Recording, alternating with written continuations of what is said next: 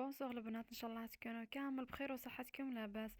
جيتكم اليوم في واحد السوجي. شفت واحد الرساله في الفيسبوك متداوله بزاف على مواقع التواصل الاجتماعي.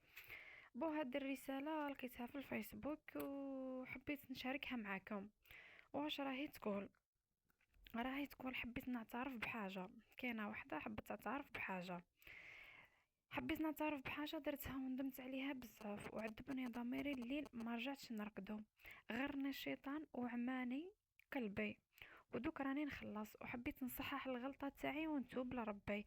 بالك يغفر لي ذنبي. انا عندي اختي التوأم تاعي، توأم غير حقيقي، عمرنا دوك 28 سنه. هذه اختي كانت محبوبه بين الناس، وكانت ذكيه وشاطره وشابه، كل شي فيها مثالي، وانا كنت عاديه في كل شيء، في الجمال وفي الذكاء. وصراحه ما عنديش هذاك القبول بين الناس كيما اللي كان عند اختي.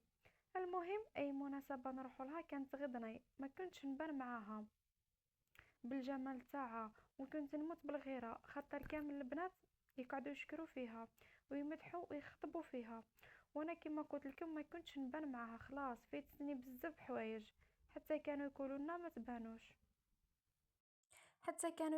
ما تبانوش توأم. بابا وماما كانوا يفضلوها عليا ويشاوروها واللي تطلبها تحضر، خاصة وانها متفوقة دراسيا، متفوقة عليا بزاف. المعدلات نتاعها ديما فوق 17. العام اللي فوتنا فيه الباك انا ديت معدل 13 وهي دات معدل 18، وخيرت سكرة طب. طبعا ماما وبابا داروا لها حفلة تحسب عرس ويهضروا ويفتخروا بها. ملاحظة، انا اختي تعاملني معاملة مليحة وجامي يحسسني باللي هي خير عليا، وكلمة حق لقيتها في شحال من حاجة، وديما كانت واقفة معايا. المهم اختي دخلت تقرا طب وانا رحت نقرا في الجامعة تخصص بيولوجي. عماتني الغيرة والحسد، ورحت درت لها السحور باش تتعطل كل اموراتها وباش يتشوه جمالها. وكما كان الحال اختي ما كملتش العام الاول تاعها في الطب، وحبست خاطر مرضت ودخلت في اكتئاب، وقالت ما نقراش. وشحال من واحد جا خطبها ما كملتش بيناتهم، يروح وما يرجعش. والديا غايدتهم بزاف، غايدتهم حالتها، ما على باليش بلي انا السبب. بزاف حوايج تبدلوا في اختي بسبب السحور اللي درت لها. يعني باختصار حبست لها حياتها، حبست كامل. عاد بالضمير راح يقتلني وما لقيتش كيفاش ندير. ما نقدرش نصارحهم بواش درت لها خاطر يتبراو مني، وما نقدرش نديها تركين خاف يفضحني الراقي، ولو كان يعرف تعيشوا قولوا لي واش ندير. لا حول ولا قوة إلا بالله. واش رانا نسمعوا لا إله إلا أنت سبحانك إني كنت من الظالمين. معليش اختي، حبيت نقولك خير الخطائين توابين، توبي لربي سبحانه يقبل التوبة عن عباده في كل وقت وفي كل مكان.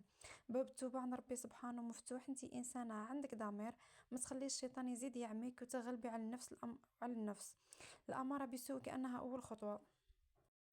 أول خطوة ديريها. حاولي تفكي السحر اللي درتي لها وركولها، والحاجة هذه اللي درت لها خليها بينك بين مولاك، ما تعاوديها لحتى بنادم. وكل ما تفكري واش درتي كتري من الاستغفار ورجع لربي سبحانه. معليش كامل الناس تغلط وعايشين بستر ربي، مازال ما فاتش الحال. لحقيها قبل ما تطفر على الأقل، تفكري على ذنبك وربي يغفر لك ويشافي لك اختك. ما من هاد سبحان الله واش تشوفوا لو وصلنا لحال وقت. يعني الاخ ما الاخت ما لازمش دير الكونفيونس في اختها من عائلتك. هما سبب الدمار نتاعك. اعطيونا ارائكم حول الموضوع. ربي يصلح الاحوال، ودمتم في امان الله. وانتظروني في فيديوهات واحدة اخرى.